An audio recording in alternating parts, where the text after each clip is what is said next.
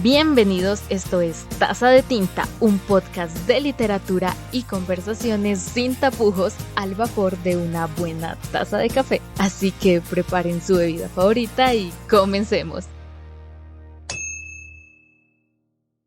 Hola, hola, ¿cómo están? Bienvenidos a todos a este nuevo capítulo de Taza de Tinta, un podcast para hablar de libros entre amigos. Aquí me encuentro de nuevo con Diana. ¿Cómo te fue esta semana, Diana? Muy bien, Mafe, todavía impactada con lo que leímos. Sí, es un libro muy duro. La verdad, para mí fue bastante denso y difícil de digerir, pero hace mucho que queríamos leerlo y eso me emocionaba y ahora con Taza de Tinta tuvimos la excusa perfecta para poder hacerlo. Sí, ¿no? Siempre hablamos de él, era como, bueno, cuando lo vamos a leer, a comprar. Y pues ya, como saben, por el título de este capítulo, esta semana leímos Maus de Art Spiegelman. Sí, a mí, ¿sabes qué me pasó? Que cuando se lo recomendaba a las personas les decía que era una novela gráfica y todo el mundo me decía, un cómic, una historieta, es un libro de muñequitos, un libro de, no sé, como para niños. Y yo así de, no es para niños, se los juro, es una novela gráfica. Novela Se gráfica. ganó el Pulitzer. Tiene un Pulitzer, por favor, tómenme en serio.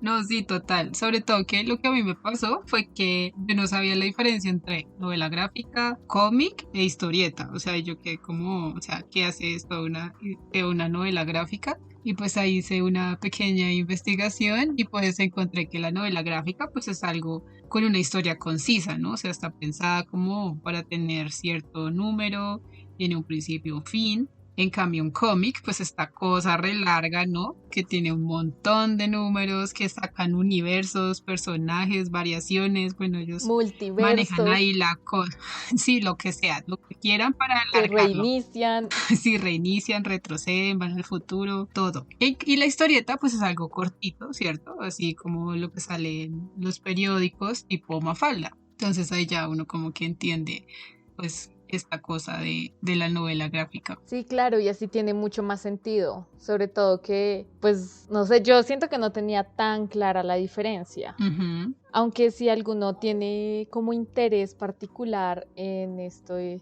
mundo de la narrativa gráfica, hay un libro muy interesante que se llama Understanding the Comic, que es un cómic que explica el cómic, por decirlo así, aunque en realidad sería más la narrativa gráfica y el uso de viñetas y demás, más que solo el cómic como género. Uy, súper interesante. ¿Quién es el autor? El autor de Understanding the Comic es Scott McCloud. Chévere, chévere, interesante, para que lo tengan en cuenta, sobre todo que ya hay varios fans por ahí de este tipo de libros o creaciones, no sé cómo decir.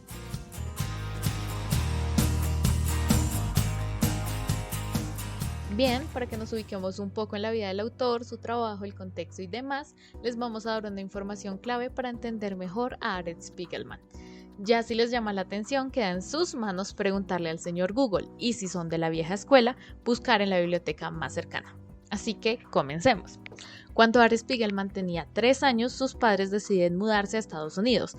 Esto se va a ver más en el libro del día de hoy, en Maus, pero por ahora digamos que esto se debió al duro ambiente de la posguerra y bueno, debido a precisamente a que él llega tan pequeño a los Estados Unidos, suele considerarse que Art es un escritor norteamericano. Sin embargo, él nació en Estocolmo, Suecia. Y eso también es raro, ¿no? Porque pues los papás son de Polonia, pero él nació en Suecia, Sí, pero se crió en Estados Unidos. sí, muchas cosas pasaron en ese pequeño periodo de tiempo Exacto. en la vida de Spiegelman.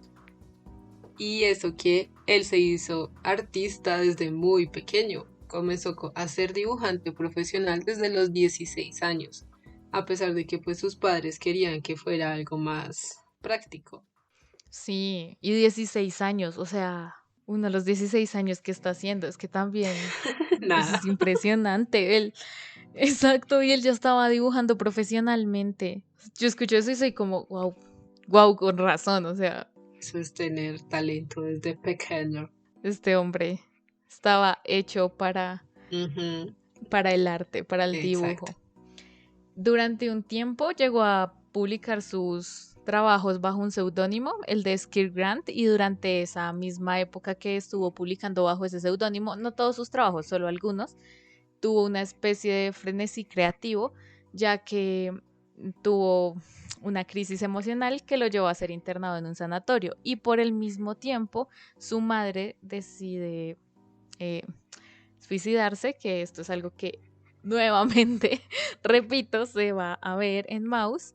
Entonces, digamos que no haré spoilers, pero Ahí lo profundizaremos.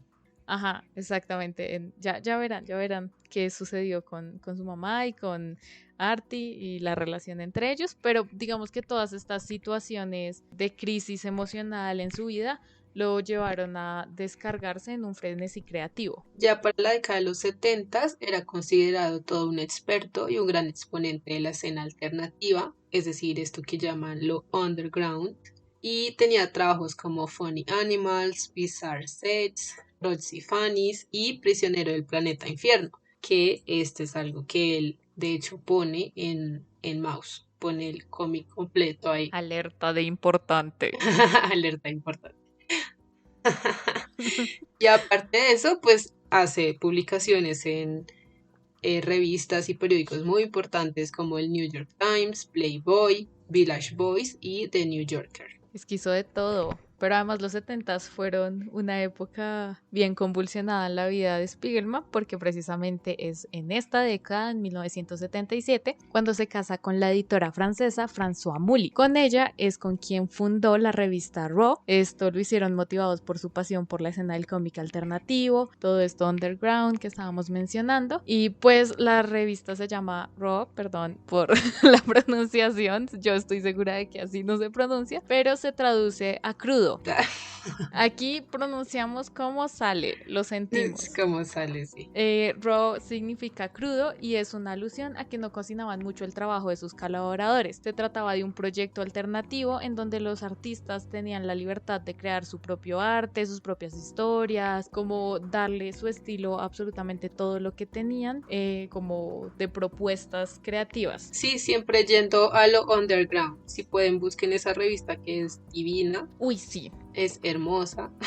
Sí, la revista es súper linda. Como todo lo que hace.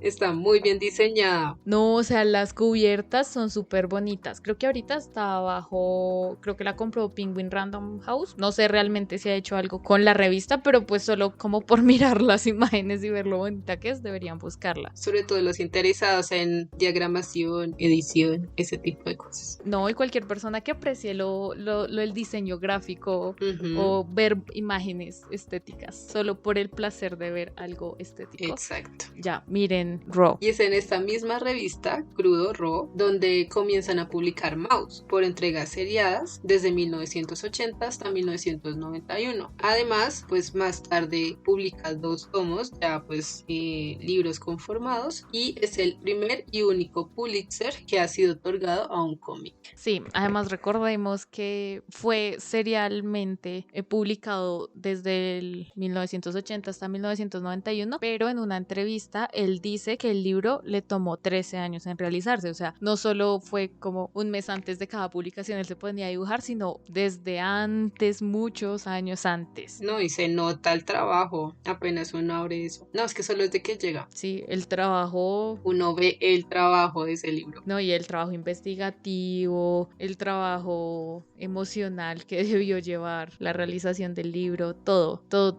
Y todas las perspectivas tiene su complejo. Sí, y bueno, algo que se me olvidó mencionar fue que François, la esposa, también es una dura, o sea, busquen François Mouly en Google y van a ver, la mujer ha hecho de todo, es realmente impresionante. Y pues hoy en día Spiegelman se dedica al campo de la literatura infantil y realiza ilustraciones y compilaciones junto a su esposa François. Uy, qué loco, de lo underground a lo infantil.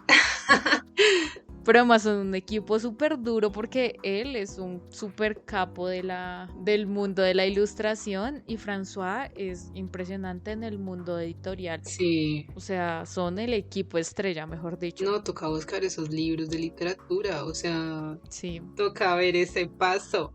Yo también quiero ver, la verdad no he visto ninguno. Porque tienen que buscar las ilustraciones que hizo, por lo menos para el New York Times, o sea, son redensas y ahora pasar a literatura infantil, toca ver eso. No sé, yo siento que los escritores / ilustradores de literatura infantil siempre tienen cosas bien raras, o sea, algo que se sale como de la idea que uno tiene de literatura infantil, así como Rosita y Linda, pero bueno, eso ya será para otro podcast.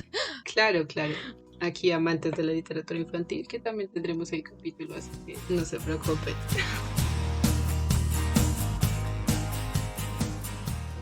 Antes de discutir esta novela gráfica les vamos a contar la historia, pero les prometemos que la experiencia de lectura es única, porque este libro nos cuenta cómo su hijo Art Spiegelman narra la terrible historia de su padre. Lo sabemos, suena extraño, pero más adelante desarrollaremos esto. Así que por más que sepan qué pasa, lo más importante es cómo pasa. Entonces, después de escuchar el podcast, corran a leerlo y cómprenlo en una librería independiente. A grandes rasgos, la novela gráfica nos cuenta la historia de Wladek Spiegelman, un judío polaco que sobrevivió al campo de exterminio de Auschwitz en Polonia y de Dachau en Alemania. Todo comienza desde que Wladek conoce a su esposa Anja, la cual también fue sobreviviente de los campos de exterminio. Después Wladek es reclutado por el ejército polaco para pelear contra los nazis. Es prisionero de guerra, pero logra ser liberado. Después nos cuenta cómo empieza la persecución de los judíos, la formación de los guetos y el traslado masivo de judíos a los campos de concentración. Todo para contar cómo debían esconderse, cómo funcionaban los campos de concentración y todo lo que debieron hacer para poder sobrevivir.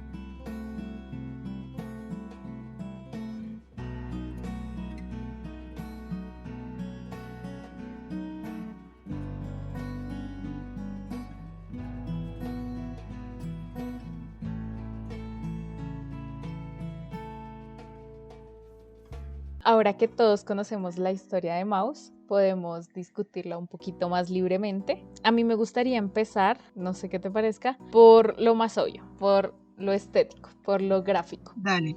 Y antes de decir algo más, solamente quiero decir que creo que ambas tenemos la misma edición, que es el libro tapadura en donde están los dos tomos. Y voy a hacer este comentario muy superficial porque tengo que desahogarlo antes de empezar, y es que qué libro más bonito, qué libro más, o sea, eso está precioso, está súper bien editado. Literal, esa es mi primera nota. O sea, apenas llegó a mi casa, fue como, amo el libro y ni siquiera lo he abierto. O sea, es que está estúpidamente muy bien diseñado. Sí, es precioso, las guardas se son nota divinas. Se nota que el autor fue el que hizo esta vaina, o sea, es que no, es que todo, o sea, desde la cubierta con Hitler ahí gato y Wladek y Anja Y el protector. el lomo, ay no, divino. Y las guardas, todo. ¿Cuál es el protector? Todo. No sé si el tuyo tenía, pero el mío tiene un papelito protector, como un forrito. No tiene eso. Por ejemplo, el mío tiene ese forrito y entonces ahí está la cubierta con Wladek y Anja abrazados y el gato Hitler en el fondo, pero cuando Sí. tú lo quitas hay un libro gris con un escudo de Maus que parece como grabado a presión. No, o sea, qué cosa más bonita, más bien diseñada, más No, hermosa. o sea, el tuyo es más hermoso. Sí, lo siento, pero sí, es que es muy bonito, o sea. Y en la parte de atrás amé que pusieran el mapa de Polonia. Sí. Con la división que hicieron alemanes, rusos y el centro, que era como esta zona rara. Y al chiquito al ladito el mapa de Nueva York donde vivía Sí, Vladek. el mapa de O Rego sea, Park. verdad, es una cosa divina. No, sí, es un libro muy, muy bonito. Las guardas, como tú decías, las guardas al principio los judíos, todos como con su identidad, pero tenían su estrella, ¿no? Sí. Y al otro lado todos uniformados. Son muy distintos. Es que cada elemento gráfico del libro es un elemento narrativo. No está puesto ahí porque sí, no está puesto ahí para que se vea bonito. No, o sea, está pensado para que cuente una parte de la historia, para que narre. Exacto, todo está muy bien pensado para darnos pistas, cositas y adentrarnos cada vez más y más al libro. Y también precisamente en ese mismo sentido va esta gran metáfora que maneja durante toda la narrativa, que es la metáfora de los judíos como ratones, los nazis como, bueno, los nazis no, los alemanes como gatos, los cerdos como polacos como cerdos, franceses como ranas y gringos como perros. Sí, es una metáfora muy grande durante toda la narración, durante toda la historia, pero se mantiene y desde el primer momento en el que tú entras a la narrativa y al pacto de esto es lo que me van a contar y me lo van a contar de esta manera, tú entiendes la metáfora, o sea, tú entiendes que es una historia de cacería, que es una historia de persecución, que es una historia en donde los ratones van a ser acorralados por los gatos. Exacto. Algo que a mí me encantaba era que él usaba una máscara de cerdo cada vez que quería salir. O sea, eso me pareció un toque súper genial.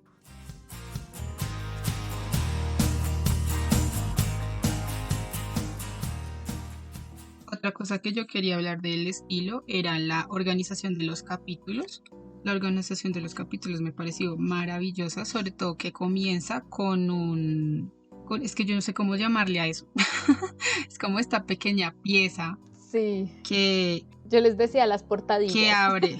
Sí, que empieza cada capítulo. A mí la que más me impactó fue la del capítulo 4 de la primera parte, que está en la página 73, que se llama El nudo se aprieta. O sea, uff. Y es que precisamente es eso, que las portadillas, vuelve y juega, son narrativas, o sea, no están ahí para que se vea bonito y crear la organización de es un capítulo y es otro capítulo y es otro, sino no, esas imágenes son como un resumen gráfico de lo que te van a contar en ese capítulo. Y sobre todo en el en la segunda parte, que es cuando pasamos a ver un poco más lo autobiográfico, también esas portadillas son un poco discientes porque digamos que hay mucha reflexión interna del autor, como que conocemos más al autor que a Artie en ese capítulo. Entonces esas portadillas a mí se me hicieron... Que habla de... Sí, no, o sea, conocemos más a Art Spiegelman como escritor de Maus que a Artie como hijo de Vladek y Anja que está dentro de la historia. Sí, sí. Entonces esas portadillas sí, claro, son porque acá, bueno, pero eso hablaremos después, sí. ¿No? De toda esta cosa del testimonio y eso, entonces no. Después. Sí.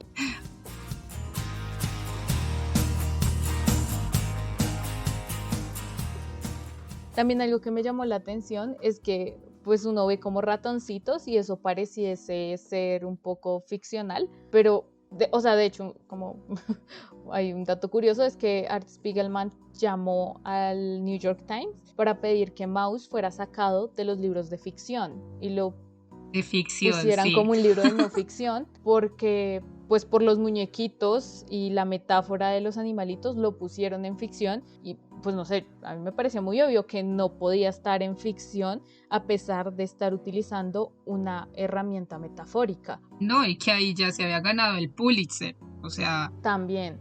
El Pulitzer es un premio de periodismo, no de literatura o cosas ficcionales. Entonces yo leí que en una parte hubo como así el comité editorial de New York Times y que alguien dijo como cuando un ratón gigante venga y abra la puerta, lo cambio a no ficción. Y es como, o sea, es donde uno ve como que la gente a veces no entiende que por lo que te lo presenten de una forma no le quita su validez ni su importancia como testimonio en este caso. Sí. Entonces, ¿cómo te quedas con algo tan mínimo como que es un ratón o es un gato? eso no importa y desde el principio te das cuenta. Exacto, digamos que aquí Art Spiegelman hace una apuesta por utilizar la ficción en términos de esta herramienta metafórica como una forma de narrar sin tener que narrar explícitamente otras cosas, que no sé, siento que quizás sería un poco más evidente a qué me refiero si uno lo compara con este pequeño inserto de Prisionero en el Planeta Infierno, que cuando uno pasa a ver este cómic en donde los personajes sí son personas y no están antropomorfizados, es un poco más denso, digamos. A mí me pareció que, además que la metáfora pues es genial, porque no te tiene que llegar y decir como, ay, es que a los judíos les va a ir mal porque son ratones y los alemanes son gatos y los gatos comen ratones y bla, bla, bla, y los gringos le van a ganar a los Gatos. alemanes porque son perros y los perros Sí. cazan gatos. Entonces sí, es como, digamos que la metáfora hace más obvia toda esta dinámica y no te tiene que entrar a explicar un montón de cosas que podrían parecer un poco innecesarias en términos de que creo que prácticamente todos sabemos cuál fue la Segunda Guerra Mundial y qué pasó en la Segunda Guerra Mundial, pero además a mí me pareció que lo hacía más digerible. Por ejemplo, cuando yo llegué a la parte de Prisionero en el Planeta Infierno, a mí me pareció que el cómic no solo cambia el estilo de dibujo y pues además que ambos son en blanco y negro, se siente más pesado. Claro, es que ahí cambia totalmente el lenguaje no verbal. Exactamente. Porque obviamente lo que él nos quiere decir en El Prisionero en el Planeta Infierno es pues esta carga tan hijo de madre con la que primero nació y segundo, pues su madre se suicida. Y la culpa. Y la culpa, exacto. Porque además es la culpa con la que carga Anya hacia Artie y la culpa de Artie hacia Anya y en cierta medida hacia su papá Vladek. Exacto, entonces todo el tiempo se siente esa pesadez, esa culpa, ese rencor, ese todo histórico familiar que tienen. Exacto, y no solo como, o sea, no es solo como en lo que se está narrando, porque pues Prisionero en el Planeta Infierno narra la historia del periodo en el que su madre se suicida, o sea, qué pasa antes de que ella se suicide, cuando ella se suicide y después, y todo lo que pasó él por su cabeza y la cabeza de su padre, sino también se siente un ambiente, o sea, en el dibujo se siente como algo pesado, como unas líneas gruesas, que los bordes es todo en negro, eso lo hace más denso. No sé, voy a hacer un símil un poco tonto, pero es como cuando Vegeta entraba a entrenar en la cámara donde podía aumentar la gravedad y que los muñequitos se veían como si estuvieran siendo presionados por el ambiente, que uno veía que el muñequito le costaba caminar y eso. Sí, total. A mí me da la misma sensación, es como si la gravedad fuera más pesada. Total.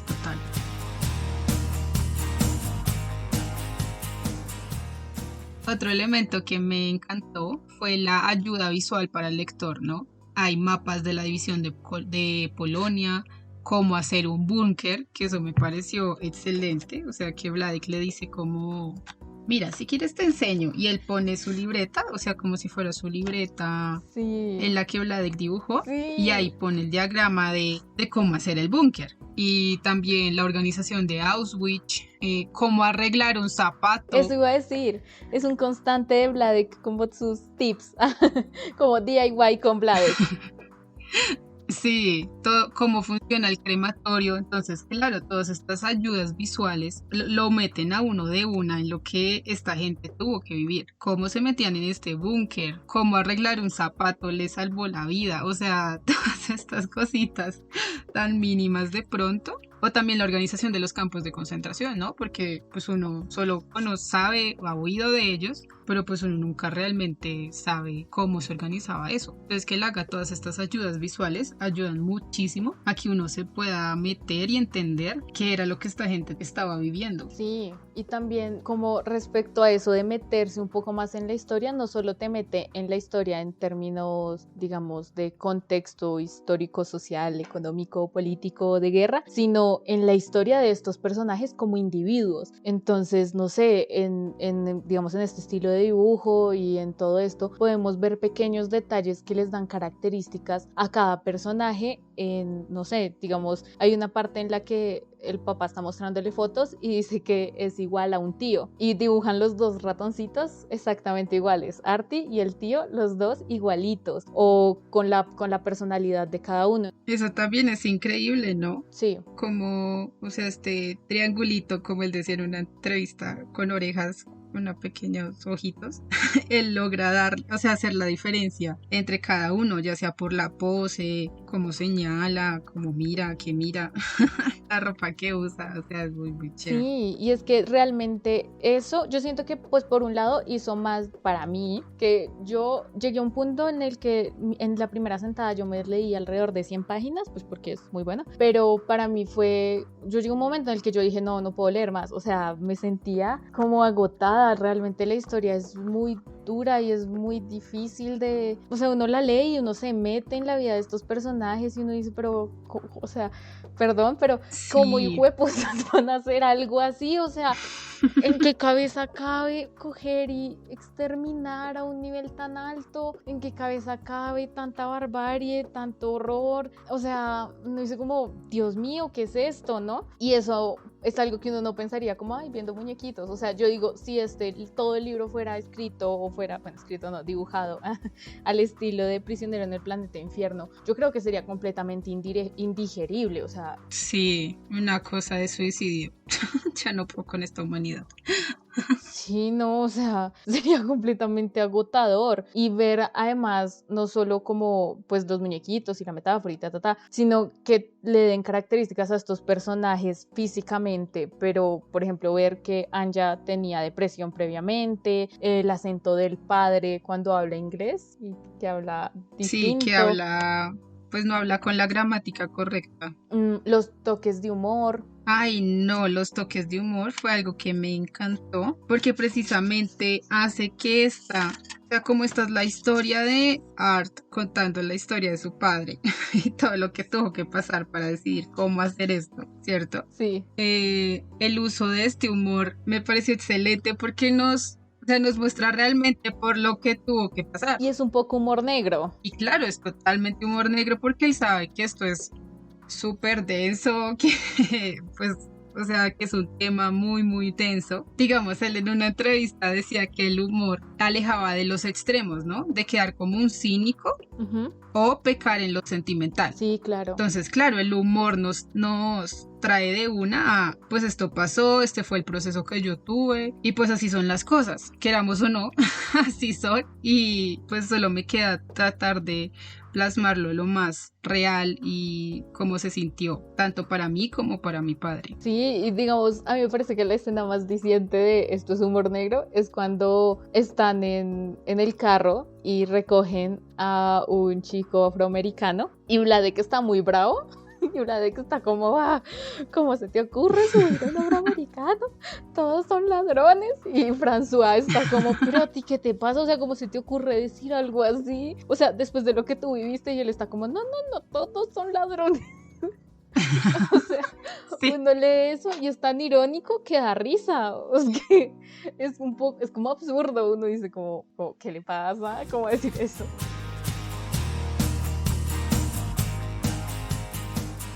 Otro ejemplo para mí muy bueno del humor fue el de cuando él está decidiendo cómo dibujar a su esposa, sí. Porque como habías dicho en la biografía, ella es francesa, pero pues se convirtió al judaísmo, entonces él estaba como... ¿Cómo hago la transformación? y pone como varios dibujitos de un sapo, de un French poodle, de un alce, de un conejo. Y después habla de la transformación, ¿no?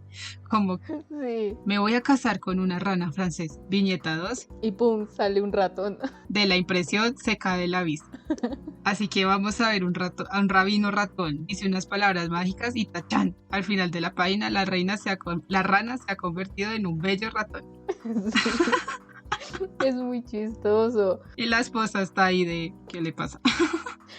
Es que, o sea, todos los momentos de humor son muy buenos y ayudan un poco a aliviar la pesadez de la historia y a darle también más naturalidad a los personajes, como que uno conecta más con ellos por estos momentos en donde tienen carisma. Exacto, no, es que es muy chévere. Es que eso es algo que gusta, o bueno, a mí me encantó, esa naturalidad y, no sé, veracidad de no esconder todo lo por lo que él pasó para pues escribir este libro, que como también dijiste le tomó 13 años, o sea, fue un trabajo bastante profundo y extenso. Sí. Yo para terminar me gustaría decir, en una entrevista que leí de él hablaba de por qué él había elegido el cómic y pues, o sea, yo sí lo había pensado, pero pues como que no encontraba una relación así como wow. Sí. Y él decía que él eligió el cómic, o bueno, la novela gráfica, por sus abstracciones y estructuraciones, porque en un cómic él puede juxtaponer momentos temporales. Entonces el pasado y el presente siempre están presentes, no se desplaza, ¿sí? O sea, no toca darle primero cabida a uno y después al otro, sino que uno puede jugar con eso de estoy pensando, entonces, no sé, en la viñeta de abajo está lo que están hablando y arriba lo que pues se está contando, sí. ¿Cierto? Eso me pareció algo como súper genial, porque tiene razón. Sí, como él está contando, cómo contar la historia de su padre, pues es súper importante eso, que mientras él habla con su papá, qué está pasando en la mente de su papá, qué estaba pasando en ese momento, y no tener que hacer esos cortes o separaciones de, bueno, aquí es presente, pasado, y así. Sobre todo que también en un momento sea un futuro. Entonces, ese juego de los tiempos me pareció genial y no tenerlo que pensar lineal como siempre se nos quiere presentar, pues el tiempo. Sí, claro. Sino jugar con eso. Me pareció excelente. Sí, es una herramienta muy bien utilizada. Realmente Maus aprovecha muy bien todas las oportunidades narrativas que le brinda el ser gráfico y no escrito, digamos.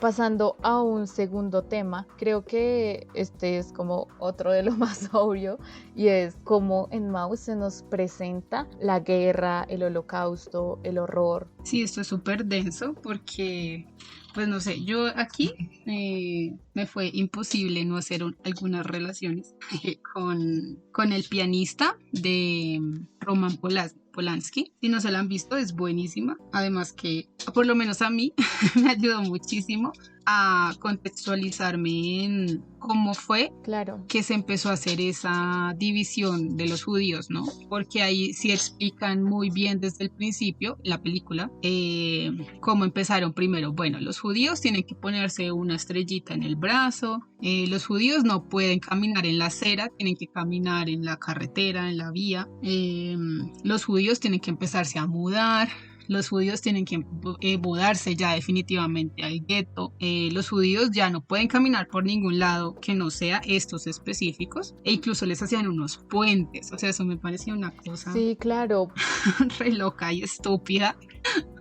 Porque además es algo progresivo. O sea, no fue como que un día se levantaron y dijeron, ay, vamos a empezar a matar judíos. No, es todo un proceso de años en donde comienzan a hacer primero esto chiquito, luego que la documentación, luego que luego que lo otro. Y en Maus también te muestran ese proceso, porque precisamente la historia empieza cuando Anja y Vladek se casan y no, pues digamos que no había nada, o sea, todavía no había guerra, ellos estaban muy bien, no tenían ningún problema, y además que ellos no están en Alemania, ellos están en Polonia, que también ahí la experiencia de ellos como judíos polacos es diferente, porque digamos como que a ellos les llega la guerra de repente. No, y ahí me parece súper interesante que, o sea, a diferencia pues del pianista que fue como mi referente, que pues el protagonista era un pianista, Vladek fue reclutado por el ejército polaco para precisamente combatir al ejército nazi. Entonces él como que desde el principio está metido en esto de la guerra, y además que él nos cuenta cómo su padre intentó que no se llevaran a sus hijos. Sí. Y esto es una cosa re loca porque los mandaba a ayunar, a quitarse, él se quitó unos dientes para no pasar la evaluación física. no los dejaba dormir, o sea, y Vlad que en un momento dijo, mira, no me importa, yo voy a la guerra, pero ya no quiero aguantar más hambre. Sí, claro, y es que desde muy temprano en la historia, en realidad te meten directamente en lo que son estas lógicas de la guerra y de deshumanizar al otro. También. De no son personas porque son inferiores por esto y por lo otro, o sea, como toda esta narrativa de la propaganda nazi para que los soldados hagan lo que tienen que hacer, ¿sí? De alguna manera es un poco difícil y de hecho, por ejemplo, cuando uno empieza a investigar sobre el tema del holocausto, no se da cuenta que incluso en un ámbito de la posguerra, cuando se comienza a pensar en qué fue lo que pasó y a hacer un estudio más intelectual del asunto, se convierte en un problema el cómo nombrar esto que sucedió. Entonces hay muchísimos autores que dicen, pues no podemos decirle genocidio porque es muy general.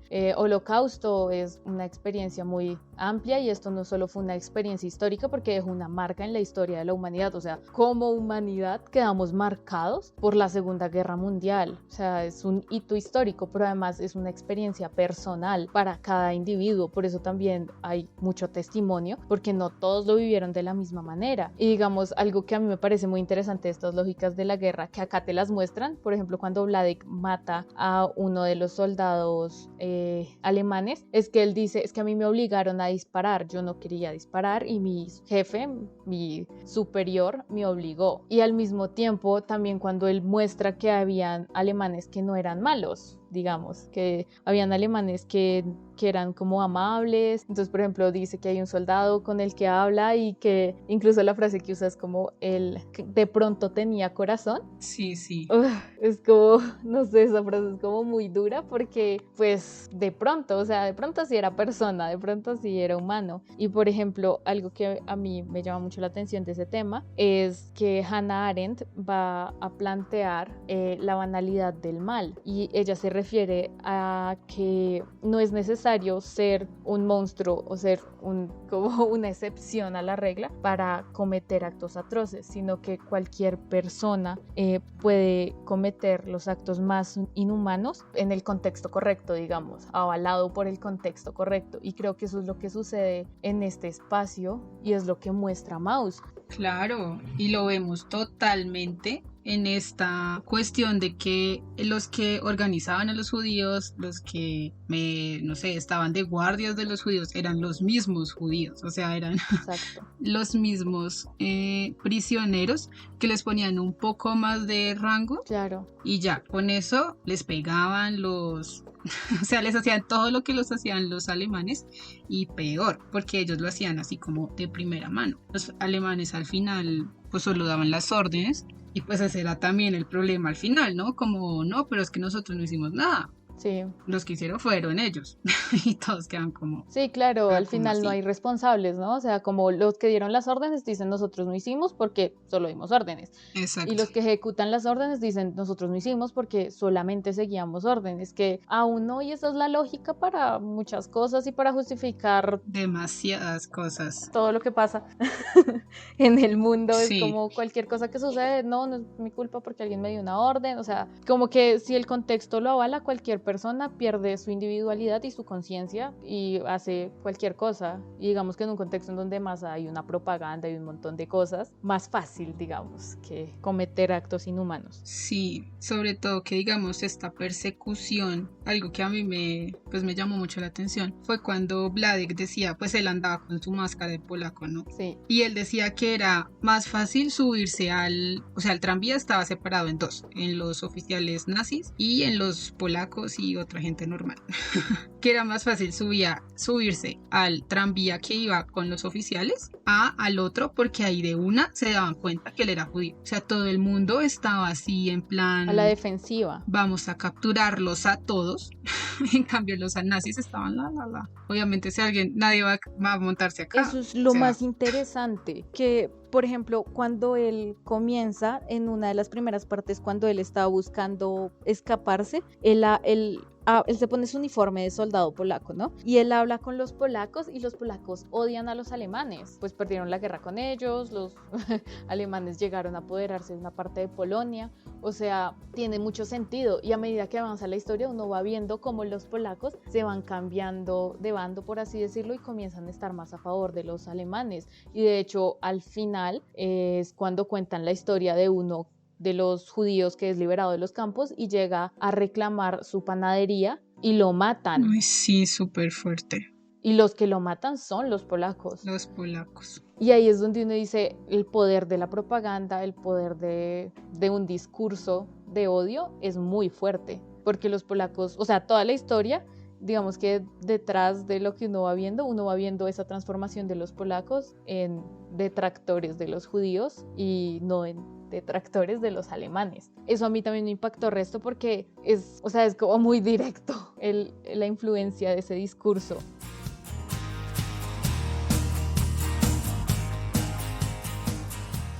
Yo volviendo a lo de esta sistematización, ¿no?, que tenían los alemanes. Uy, sí. Pues es increíble ver cómo primero se deshacen de los abuelos, sí, ¿cierto? Que es como el conocimiento tradicional, los que tienen la información. Sí, ese fue el punto que a mí me mató, que yo decía, qué putas, cómo matan Sí, viejitos de 90 es que es una cosa desgarradora.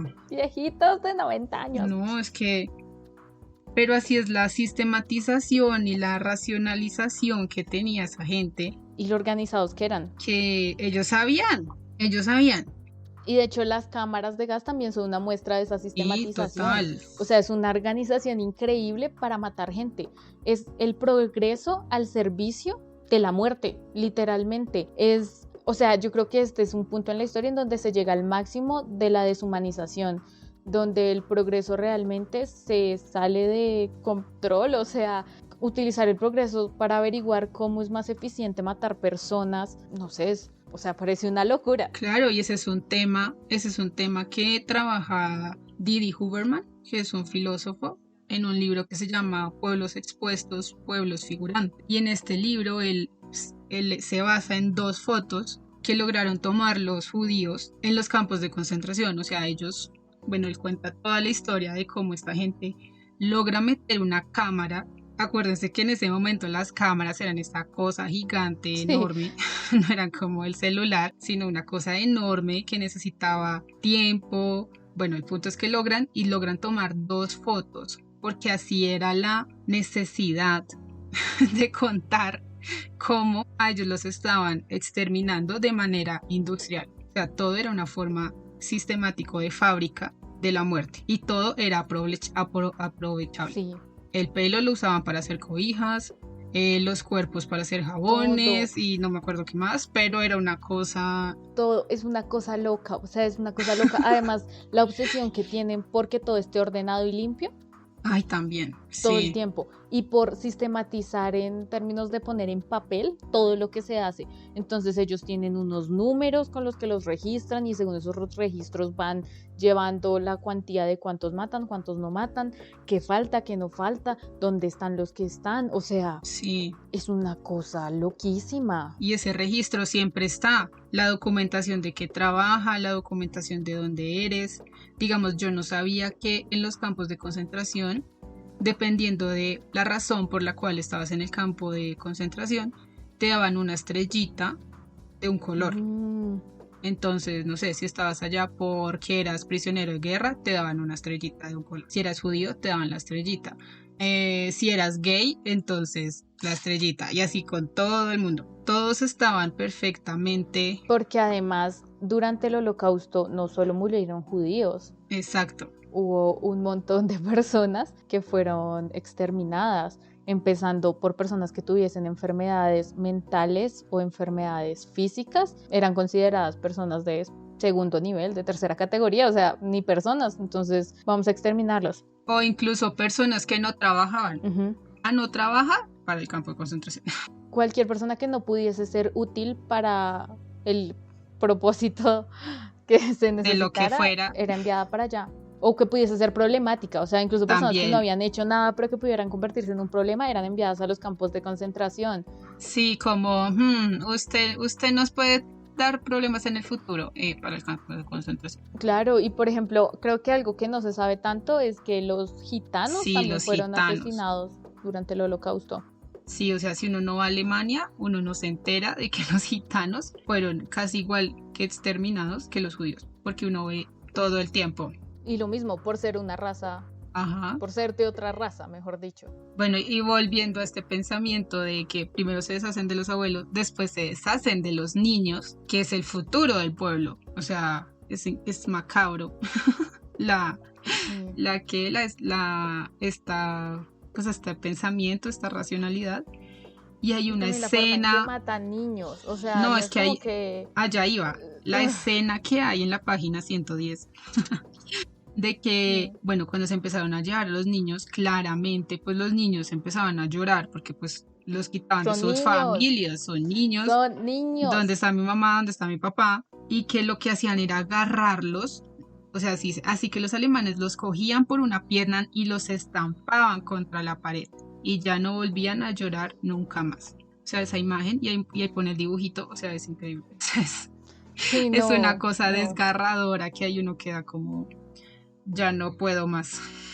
Es terrible y para todo lo hacen de una forma que es completamente horrorosa. O sea, también cuando se llevan a los abuelos, no se los llevan diciendo como, ay, nos los llevamos para Sí. matarlos. Nada que ver, dicen que los van a llevar a como... A un asilo, a un lugar súper lindo para que pasen allá sus últimos años. Sí, últimos días para que estén tranquilos. Mentiras, iban para las cámaras de gas. Es que es terrible. O sea...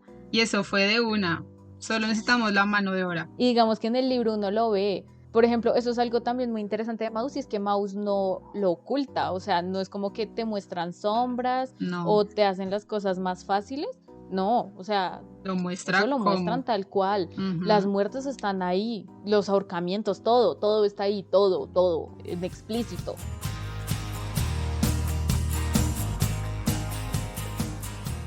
Creo que el último tema a tocar sobre todo lo que pasa en la novela es lo testimonial y lo autobiográfico, que es como toda esta parte un poco intertextual que tiene Maus, porque ahí es donde un poco se complica el explicar de qué se trata Maus, cuando uno dice como no, pues es la historia de supervivencia del padre de eso, el autor.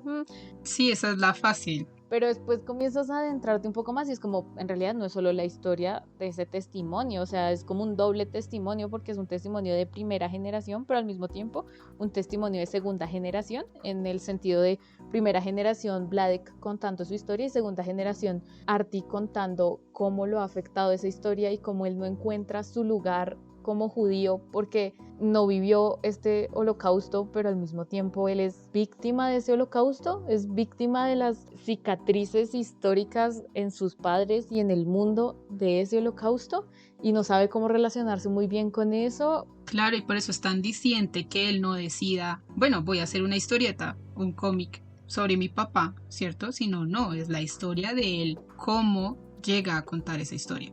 Las conversaciones que tuvo con su padre, las peleas que tuvo con su padre, el cómic que nos pone del suicidio de su madre. Del suicidio de su madre. Y en la segunda parte, este dilema, ¿cierto? Porque ya había salido la primera parte. Sí, y como él le comienza a relacionarse con ese dilema y comienza... No sé, o sea, vemos dos crisis, como esa primera crisis de no sé cómo expresar ciertas cosas, no sé cómo mostrar ciertas cosas y no sé cómo abarcar lo inconmensurable de un horror tan grande que ni siquiera me lo puedo imaginar. O sea, claro. No sé, y también esta parte en donde quieren que él asuma una vocería sobre los judíos y él está como en realidad no sé cómo. Sí, cómo hacer eso, cómo responder a eso, o sea, yo solo estoy contando lo que me cuentan. ¿Y cuál fue mi experiencia con eso? O sea, cómo me relaciono yo con mi padre y todo eso, pero yo no, o sea, cuando le dicen como, ¿cuál es tu objetivo con Maus? ¿A dónde quieres llegar? ¿Qué quieres hacer con Maus? Y él está como, pues no sé, que quería contar la historia de mi padre, pero, o sea, no sé, no soy la voz del pueblo judío, solo puedo hablar por mí y hasta cierto punto por mi papá, pero no más. Y aquí podemos volver a este libro que les había mencionado de Didi Huberman, porque él habla precisamente de la importancia del testimonio y la importancia de contar qué le pasó a cada persona individualmente, ¿sí? Porque uno no puede decir como, ay, a todos les pasó lo mismo, todos terminaron allá, no. Y el mismo libro nos lo cuenta, como una persona tuvo que esconderse debajo de un basurero, como otra terminó en Estados Unidos por razones extrañas o gracias al destino, como otras se fueron de una para el campo de concentración. Bueno, muchas situaciones específicas que cada persona tiene que contar. Y algo que sucedió cuando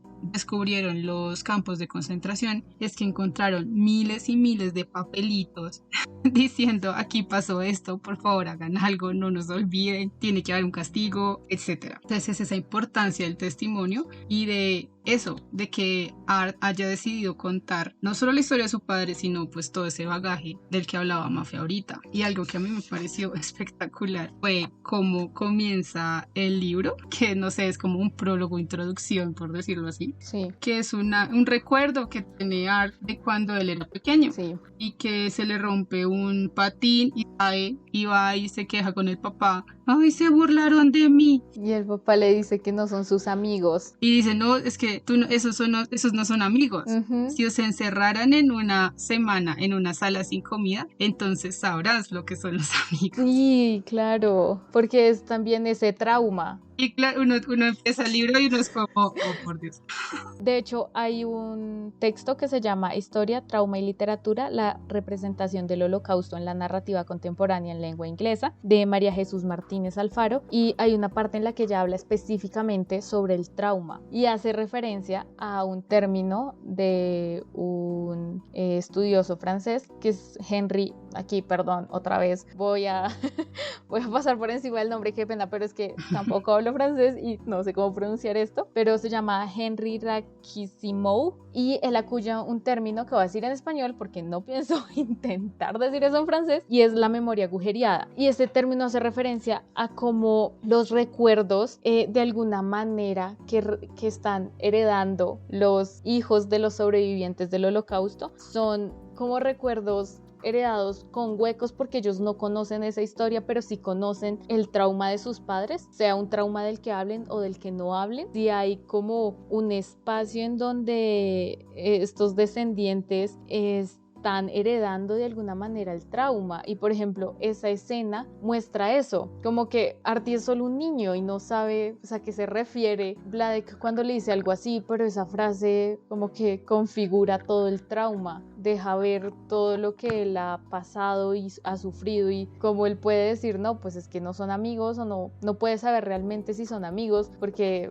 pues, una situación extrema a lo mejor y te abandonan, ¿sí? Y decirle eso a un niño, ¿no? Claro.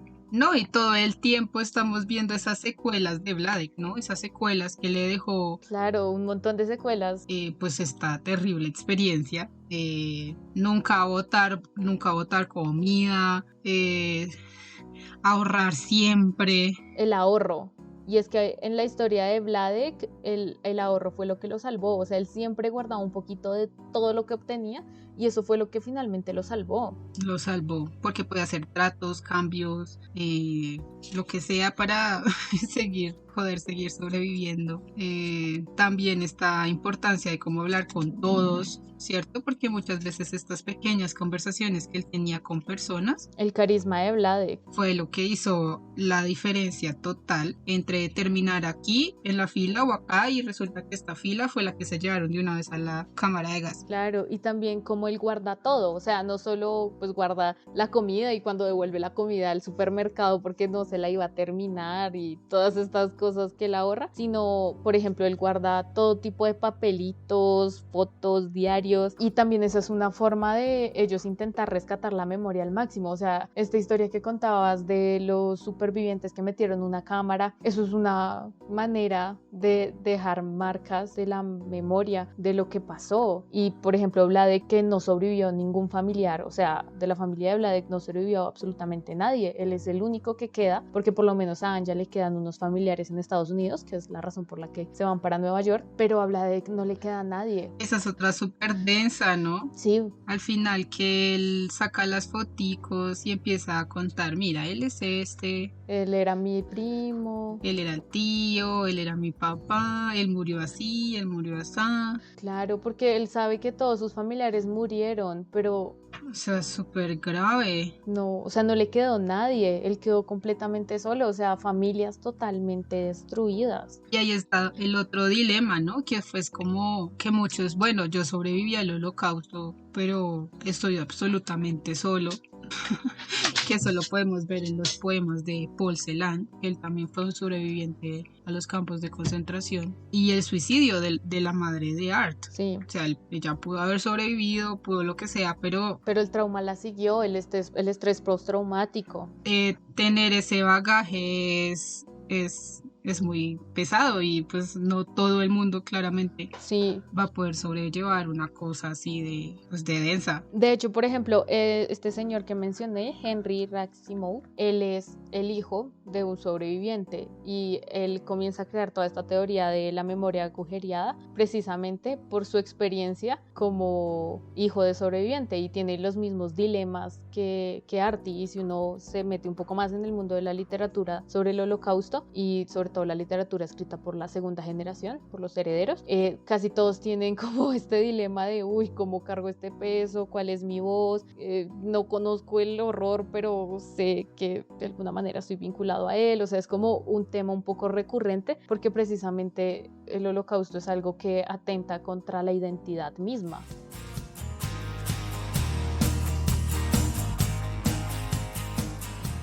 Creo que esos ya fueron como los grandes temas sobre Maus. Creo que podríamos quedarnos aquí 5 días hablando de Maus y nunca acabaríamos, pero pues el podcast tiene que terminar en algún punto. Tiene un inicio y tiene un final y no tenemos toda la vida para quedarnos acá sentadas, pero no sé con qué te gustaría concluir a ti, Diana. No sé cómo, qué te impactó de Maus. Bueno, no, pues a mí lo que, pues como ya lo dije durante todo el podcast, lo que más me impactó fue ese proceso que nos muestra todo el tiempo. De cómo lo pone, en una parte hasta se muestra él mismo escuchando las grabaciones, o sea, todo eso me parece excelente. Y por otro lado, en una entrevista que vi que le hicieron a Art, él hablaba de un concepto que es lo holo kitsch. Eso me pareció muy interesante porque él habla de cómo este tema del holocausto se ha vuelto un tema kitsch, que ha abierto para minimizar este tema, sí, que fue lo que vimos precisamente en Maus, este tema complejizado, viendo lo que pasó, contexto social, económico, bla, bla, bla, bla, todo lo que hemos hablado, y lo ponen en cosas superficiales, ligeras, fáciles de digerir, ligeras, exacto, ligeras, de fácil distribución, ¿cierto? Para hacer cosas de productos en masa. Sí, como mejor dicho, el holocausto al servicio de la mercantilización. Exacto, que precisamente era lo que hacían en los campos de concentración, o sea, es una cosa re loca. Y él ponía como ejemplo, Spiegelman ponía como ejemplo, La vida es bella, yo no me la he visto, pero pues sí se ve como que es muy rosa la película, y Bastardo sin Gloria, que es así, yo me la he visto, de hecho me gusta y ahora es como... Gusto culposo. Gusto culposo, no debería gustarme. Sí, a mí también me gusta. Y es esa parodia, o sea, sí, poder contar esto tan fácil como, ay, matemos chévere, mucha sangre, Hitler es un pendejo, vamos a matarlo. Entonces eso. Sí, entiendo el punto de Art Spiegelman. Puedo ver hacia dónde va. No conocía el concepto ni conocía la entrevista, pero tiene sentido. Sí, eso me gustaría concluir con eso.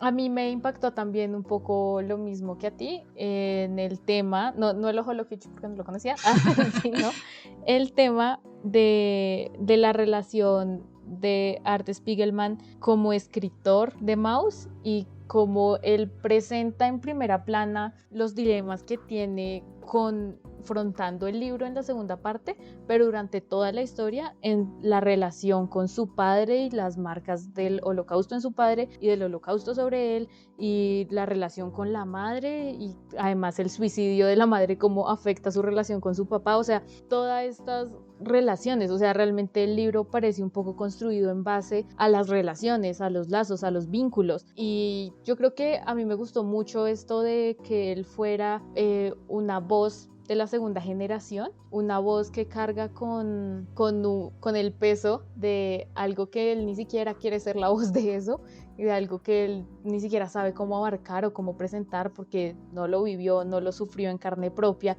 pero tampoco es como si pudiera fingir que no lo afectó de alguna forma. Eso, y ese concepto de la memoria agujereada, o sea, está genial, nunca lo había escuchado y, o sea, es un muy buen término para explicar qué es lo que está sucediendo con esta segunda generación. Sí, a mí me parece muy interesante porque pues uno ve que hay como unos tópicos comunes en la segunda generación y que digamos el concepto no solo funciona para el holocausto. Hay una novela que a mí me encanta que se llama La maravillosa vida de Oscar Wilde, La maravillosa vida breve de Oscar Wilde, y en este libro también se ve un poco ese tema de la identidad y cargar con el peso de algo que no sufriste pero igual te afecta, y es eso, es como una segunda generación contando tragedias pasadas. No sé si en algún punto podamos hablar de ese libro, sería genial, pero guiño guiño guiño, si ustedes lo conocen, también les gusta, díganos si quieren que hablemos del libro.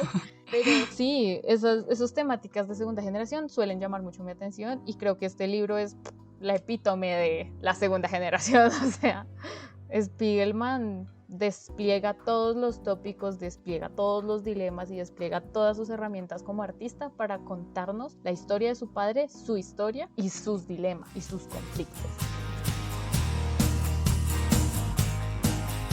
Eso fue todo por el capítulo de hoy, esperamos que lo hayan disfrutado y que estén listos para el capítulo de la próxima semana. Les vamos a dejar una pequeña pista. Chekhov escribió muchas obras de teatro. ¿Cuál podría ser la que leeremos para la próxima semana? Vamos, hagan sus apuestas, esperamos en los comentarios. No olviden dejar sus comentarios, los estaremos leyendo.